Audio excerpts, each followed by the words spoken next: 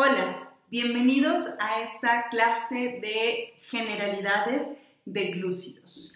Y es que antes de querer comprender el metabolismo de los glúcidos, en este caso, pues necesitamos recordar las cosas básicas. Así que he preparado esto para ti. Como cualquier tema, lo primero que tenemos que hacer es conocer la terminología. Entonces, carbohidratos o glúcidos son lo mismo. El término más correcto es glúcidos. Y cuando quieres aprender un tema, lo primero siempre es el concepto. Los glúcidos son derivados aldehído o cetona de alcoholes polihídricos. Ahora, después del concepto, nos interesa la clasificación. Y podemos clasificarlos de diferentes formas. La más frecuente o la más popular pues tiene que ver con qué tan grande es. Así podemos dividirlos o clasificarlos en monosacáridos, disacáridos, oligosacáridos o polisacáridos. Cuando hablamos de monosacáridos, pues obviamente estamos refiriéndonos a una molécula. Una molécula que pueda unirse, por ejemplo, a otro glúcido y entonces formar un disacárido, ¿no? Entonces, esta unidad, digamos, llamada monosacárido, también podemos nombrarla dependiendo del número de carbonos. Entonces, por ejemplo, si los monosacáridos están formados o un monosacárido está formado por 3 carbonos, se llama triosa. Si está formado por 4 carbonos, pues entonces se llama tetrosa. Si es por 5, se llama pentosa. Si son 6 carbonos se llama hexosa y heptosa. Entonces, realmente es muy fácil nombrarlos. Y todos los ejemplos que te acabo de dar son monosacáridos, es una sola molécula. ¿Cuáles son los ejemplos más frecuentes? Bueno, dentro del grupo de las aldosas tenemos a la glicerosa, conocida también como gliceraldehído, y dentro de las cetosas, una triosa es la dihidroxiacetona. Entonces, ya de entrada estas moléculas te recuerdan perfectamente a la glucólisis, ¿cierto? Ok, continuemos. Por ejemplo, las tetrosas. Una aldosa tetrosa es la eritrosa y su forma cetosa es eritrulosa. Para las pentosas, en aldosas tenemos a la ribosa, una cetosa es la ribulosa. En hexosas, aldosa tenemos a la glucosa y en cetosa tenemos a la fructosa. Ahora, los disacáridos pues son el producto de la condensación de 2 monosacáridos y dentro de los ejemplos clásicos está la lactosa, la sacarosa, la maltosa y la isomaltosa. Dentro de los oligosacáridos pues entonces vamos a tener que es la condensación de entre 3 y 10 monosacáridos. Y dentro de los polisacáridos pues vamos a definirlos como aquellos que están conformados por más de 10 monosacáridos. Y el polisacárido que consumimos con mayor frecuencia está el almidón.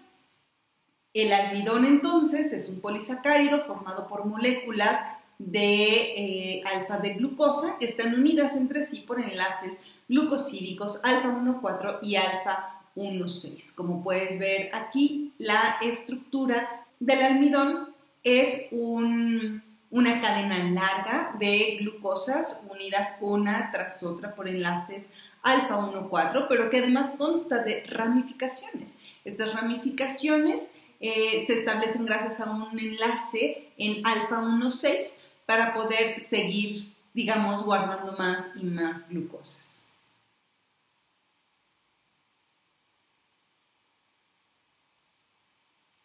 Cuando hablamos de su estructura, bueno, pues esto tú lo estudiaste perfectamente en el primer semestre, aprendiste de memoria prácticamente cada una de las estructuras de los monosacáridos para poder reconocerlos y así poder saber cuál es la D-glucosa, la L-glucosa, cómo luce una manosa, una galactosa y fructosa.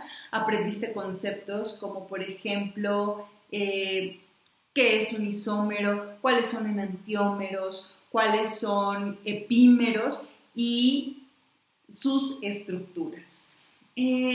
Cuando los estudiamos en su forma cíclica, Entonces podemos ver la representación de sus estructuras de esta manera. Aquí te estoy mostrando una lactosa, que es un disacárido formado por galactosa y glucosa, que están unidas ambas en un enlace beta-1,4. En la dieta, pues vamos a encontrar estos glúcidos, estos hidratos de carbono en forma de almidón, en forma de amilopectina, sacarosa, lactosa, y puedes ver aquí en la columna de medio pues la fuente alimentaria de donde las vamos a obtener. En general, bueno, pues tenemos a las papas, el arroz, pan, cebolla, y puedes observar en la tercera columna cómo luce la estructura. Ahora, lo que estás viendo representado como almidón en forma de amilosa, pues es porque el almidón está formado tanto por amilosa como por amilopectina, que lo estás viendo en la segunda fila. Entonces, tiene pues esta forma lineal, digamos, en donde cada glucosa está unida por alfa 1,4, pero tenemos también esta versión ramificada que está además formada por los enlaces alfa 1,6. La sacarosa, por ejemplo, la encontramos en postres, en dulces, prácticamente es el azúcar de mesa. Y la lactosa, por supuesto, en la leche. Cuando nosotros hablamos, por ejemplo, de los monosacáridos fructosa y glucosa, la fructosa la encontramos, ambas las encontramos en las frutas y en la miel. Brevemente, cuando hablamos del proceso de digestión, pues son estos cambios son cambios químicos que van a sufrir los alimentos que nosotros ingerimos a través de la dieta, y que entonces al nosotros adquirirlos, por ejemplo, en formas complejas, en el caso de los glúcidos, podemos estar ingiriéndolos en forma de polisacáridos. Estos polisacáridos entrarán a un proceso de digestión para irlos degradando y formando moléculas más pequeñas, los disacáridos, y posteriormente un proceso todavía más fino, digamos, más específico de digestión, en donde obtenemos pues, la unidad más pequeña, en este caso es el monosacárido.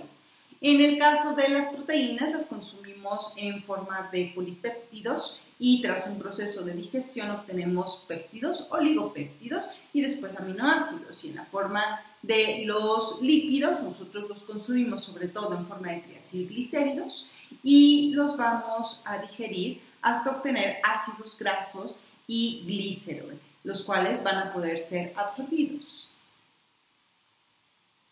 Cuando hablamos específicamente de glúcidos, pues vamos a estar hablando de hidrólisis de estos polisacáridos que habremos adquirido a través de la dieta. Y entonces tenemos diferentes tipos de hidrolasas o glucosidasas que van a estar ayudándonos a escindir estos enlaces glucosídicos que se han establecido entre los monosacáridos para formar el polisacárido. Entonces, recuerdas que tenemos enlaces alfa 1,4 y enlaces alfa 1,6, pues necesitaremos diferentes tipos de enzimas que puedan incidir en estos enlaces específicos dependiendo de si se encuentran dentro de la estructura o en los extremos. Existen dos tipos de hidrolasas. Existen endohidrolasas y exohidrolasas. Las endohidrolasas, como el prefijo te indica, van a romper dentro de, y las exohidrolasas rompen en los extremos. Un poquito más adelante te voy a explicar a detalle a qué nos referimos. En cuanto a la absorción de estos glúcidos, bueno, pues aquí te muestro un esquema muy general. Bueno, primero estos disacáridos, como por ejemplo la lactosa, se encuentra en el intestino, en la luz intestinal, pues podrá ser objeto de enzimas específicas que se encuentran en el borde en cepillo, por ejemplo la lactasa, para romper este enlace glucosídico entre glucosa y galactosa y entonces tener monosacáridos libres justamente aquí en el borde en cepillo. ¿Por qué los necesito ahí? Bueno, porque es justo aquí donde vamos a encontrar transportadores específicos para estos monosacáridos. En el caso de la glucosa y la galactosa, por ejemplo, van a poder utilizar un transportador llamado SGLT1 para que junto con sodio pues puedan ingresar al enterocito y de esta manera estar llevando a cabo el proceso de la absorción. Entonces, absorción es este paso de la luz intestinal a través del enterocito para ser llevado hasta el torrente sanguíneo. Acá existirá la participación de diferentes transportadores, glucotransportadores, que van a estarme ayudando en este proceso.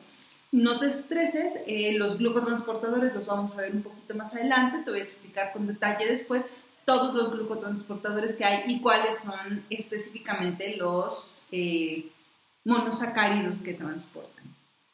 Para adelantarte un poco y no te quedes con dudas, lo que estamos viendo en este esquema es a la lactasa, que es una disacaridasa, y al complejo sacarasa isomaltasa, en donde vemos que ellas van a estar ayudando aquí a la digestión completa de los disacáridos, y una vez que tengo estos monosacáridos libres, van a estar entrando sobre todo por SGLT1, glucosa y galactosa, pero fíjate que fructosa tiene un glucotransportador específico en la membrana apical del enterocito y ese es GLUT5, entonces la fructosa entra a través o gracias a GLUT5 y de esta manera van a poder ser llevados posteriormente gracias a GLUT2, que es un glucotransportador que se encuentra en la membrana basolateral del enterocito, hacia el torrente sanguíneo. Ahora, aquí me estoy adelantando bastante, te estoy mostrando cómo después de comprender de dónde provienen estos glúcidos, pues nosotros vamos a digerirlos, vamos a absorberlos y cuando hablamos de absorción, pues hablamos también de glucotransportadores. Pero eso lo vamos a ver más adelante con más detalle. Hoy he preparado además para ti un esquema en pizarrón para poder detallar estos puntos clave, estas generalidades y que no te quedes con ninguna duda. Vamos a ver. Muy bien, entonces en cuanto a generalidades, nosotros tenemos aquí que la forma de clasificación más frecuente, te decía, es dependiendo de cómo están compuestos, el número de moléculas que los componen. Y de esta manera, entonces nosotros tenemos a los monosacáridos, que te estoy esquematizando aquí con un circulito, monosacáridos. Dentro de los monosacáridos más frecuentes tenemos a la glucosa, más frecuentes o más bien de mayor importancia fisiológica, glucosa, pero también tenemos a la galactosa y tenemos a la fructosa. Entonces, estos serán nuestros principales monosacáridos. Vamos a estar enfocándonos en el metabolismo de ellos, ya que ellos tienen pues papeles fundamentales en el metabolismo del ser humano.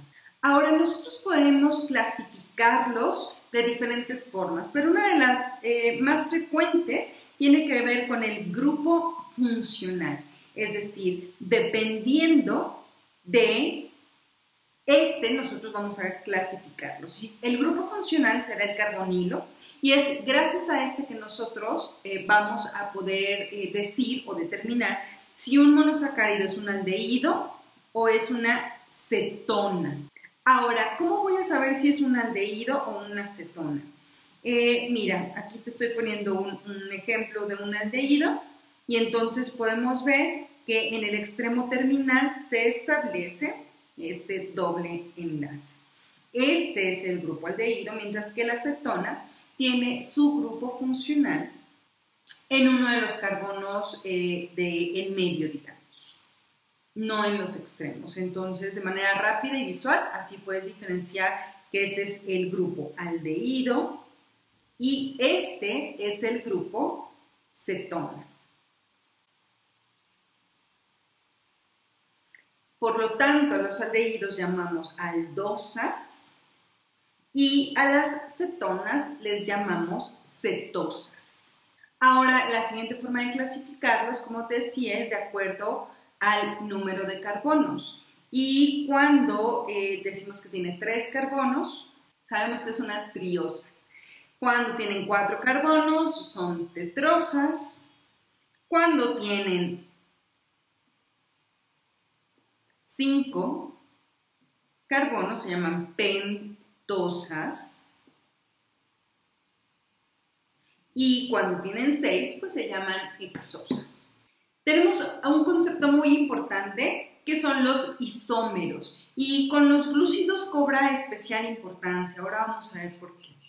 Entonces, bueno, los isómeros los podemos conceptualizar como moléculas que tienen los mismos componentes, pero que están acomodados de diferente manera.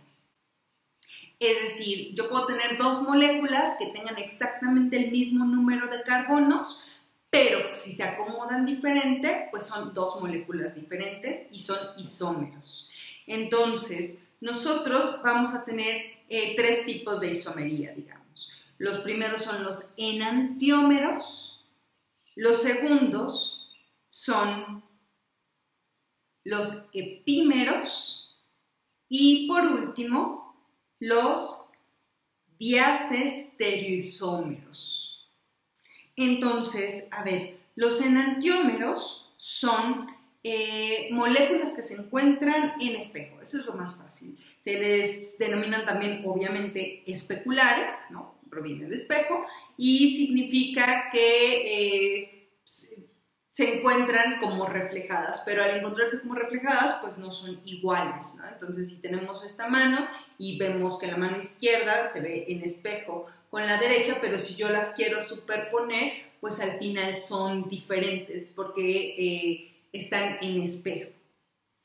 Un ejemplo de enantiómeros, pues es la D-glucosa y la L-glucosa, en donde tenemos que una está en su forma dextro y la otra en levo, y pues aunque las dos son glucosas, pues no son iguales, ¿vale? Porque si las quieres superponer, pues no se puede. El segundo ejemplo, o más bien el segundo tipo de isómeros, son los epímeros. Y los epímeros solo son diferentes en un carbono. Solo un carbono es diferente. Y dentro de los ejemplos típicos, y además que frecuentemente sería una pregunta de examen, y tenemos a la glucosa y a la galactosa, que son epímeros, y son epímeros en C4.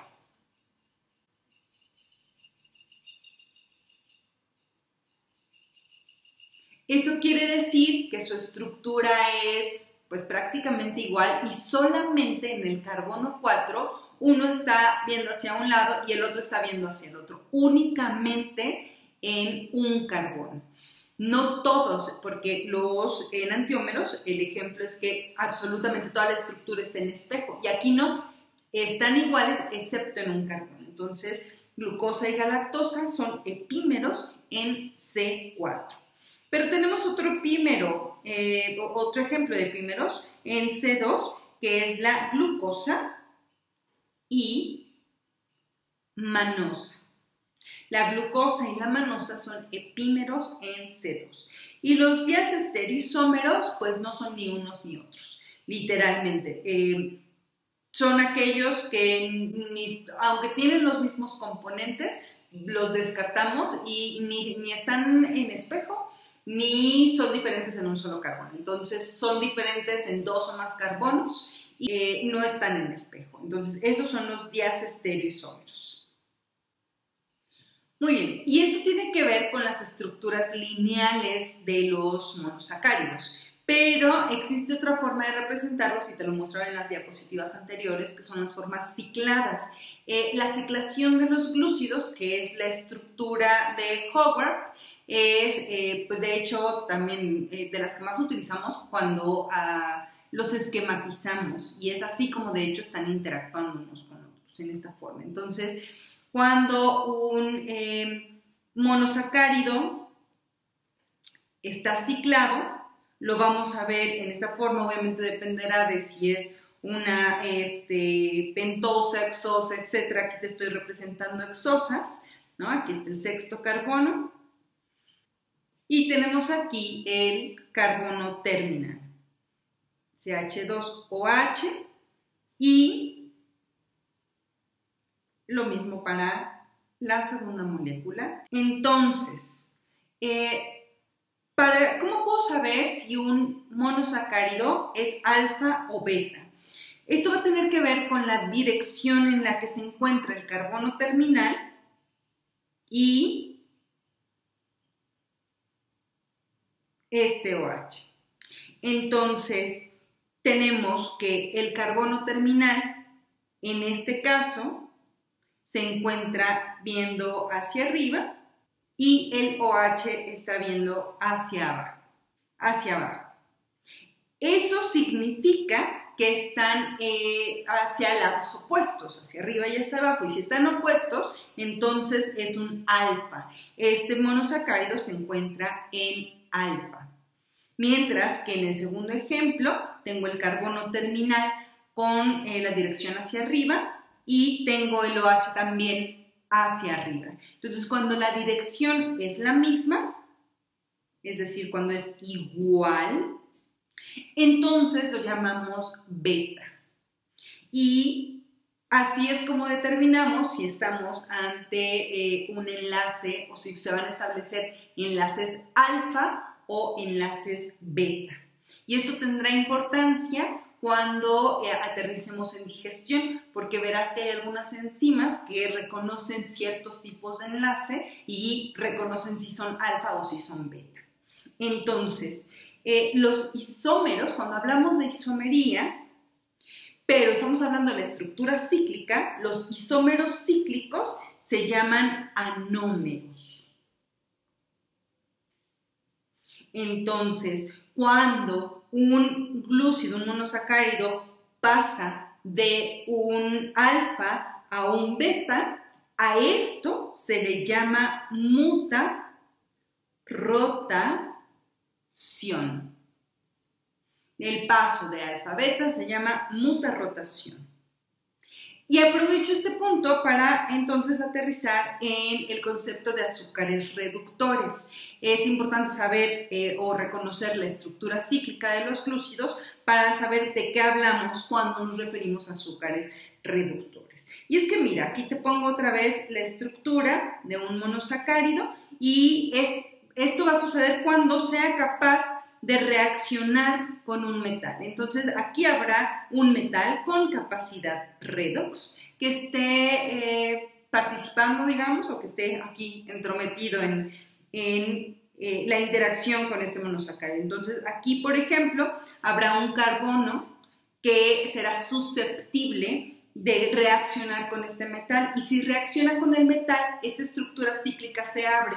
Entonces no todos los carbonos pueden aceptar esta reacción con un metal con capacidad redox, pero aquí el carbono 1 tiene esta capacidad.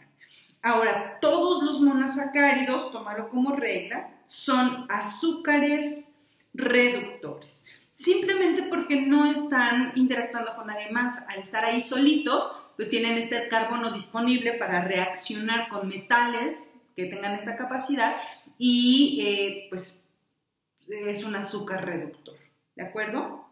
Ahora, ¿qué pasa con los disacáridos? Entonces, supongamos que tenemos aquí a un monosacárido, tenemos de este lado a otro monosacárido y van a estar unidos uno con otro porque pues son un disacárido, ¿no? Y es la definición, están unidos. Entonces, bueno, en este primer carbono, o en este carbono del primer monosacárido no va a poder reaccionar, pero tenemos un carbono con capacidad de reaccionar libre. Por lo tanto, todos, que mira que aquí te voy a poner la excepción, pero los disacáridos en general son potencialmente reductores.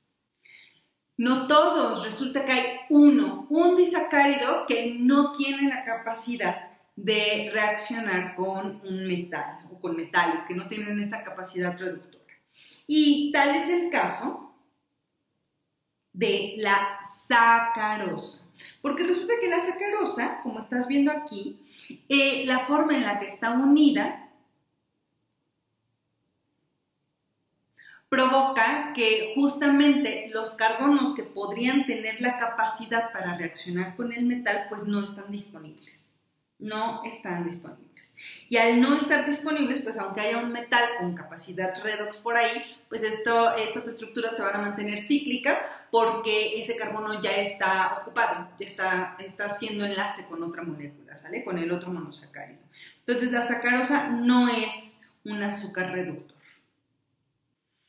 Justamente a este carbono que tiene la capacidad para reaccionar con el metal se le llama carbono anomérico. Entonces, ¿cuál es el carbono con capacidad reductora? Pues es su carbono anomérico. Muy bien, aquí podemos ver entonces el panorama general de este primer pizarrón, en donde establecemos las generalidades de los monosacáridos. Pero a ver, vamos a ver qué pasa con los disacáridos. Te decía que los disacáridos, aquí te los represento exactamente igual, con dos bolitas, ¿no? Cada bolita es un monosacárido, están unidos por un enlace. El más frecuente es la lactosa, y la lactosa está formada por glucosa y galactosa. Los disacáridos que consumimos de la dieta tienen algo en común, todos están formados mínimo por glucosa, ¿de acuerdo? Entonces, la sacarosa es un disacárido formado por glucosa y fructosa, mientras que la maltosa es un disacárido formado por dos glucosas.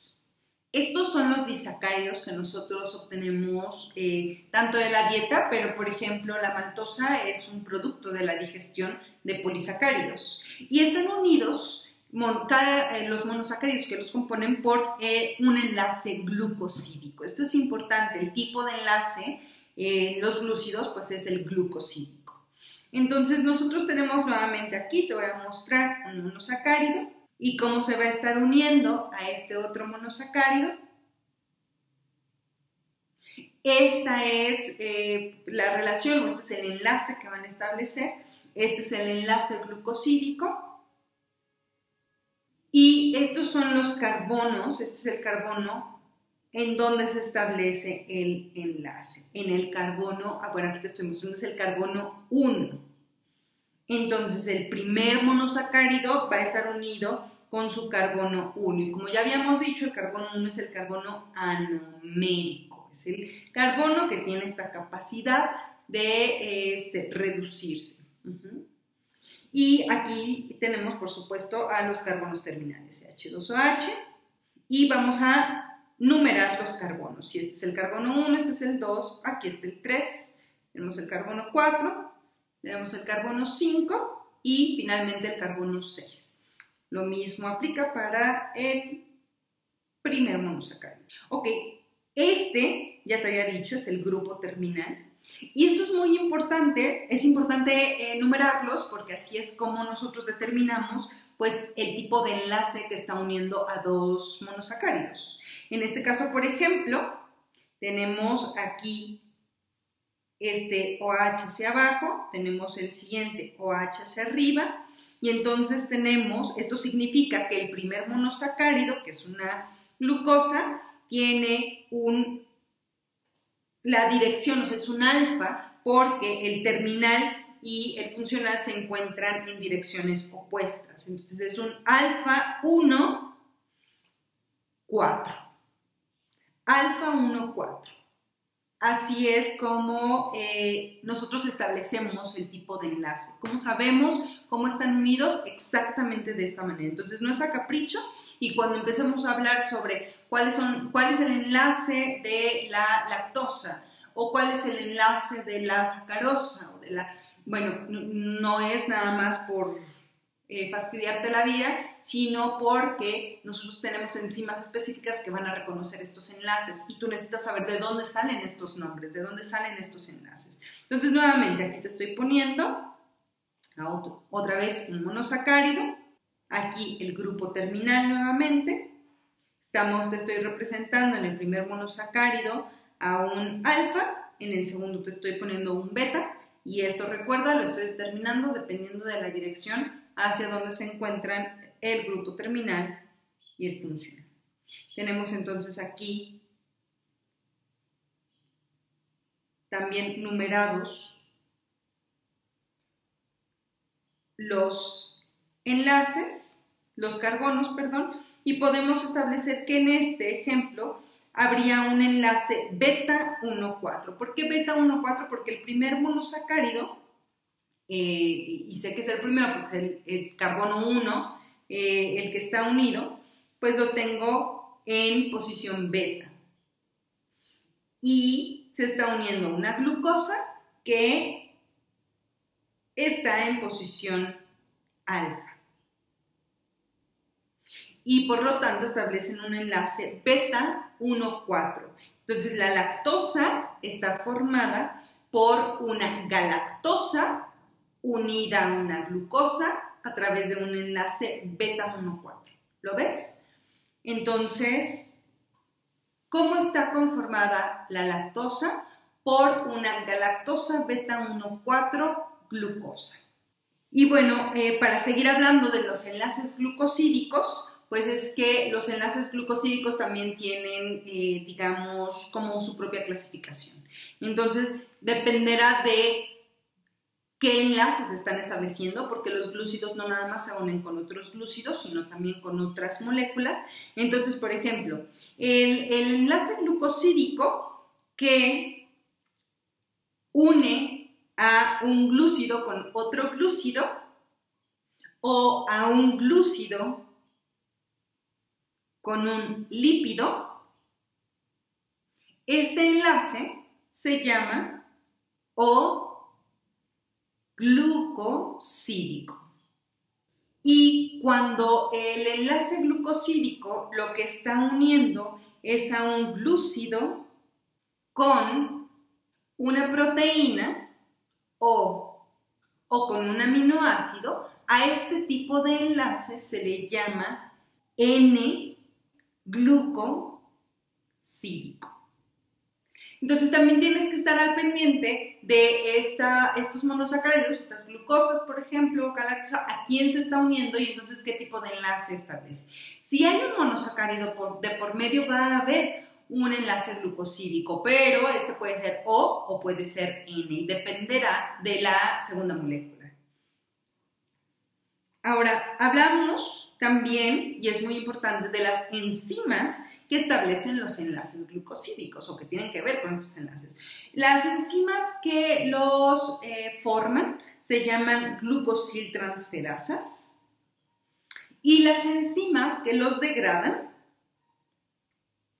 se llaman glucosidasas. Las enzimas que forman los enlaces glucosídicos se llaman glucosiltransferasas y las enzimas que los rompen se llaman glucosidasas. Excelente.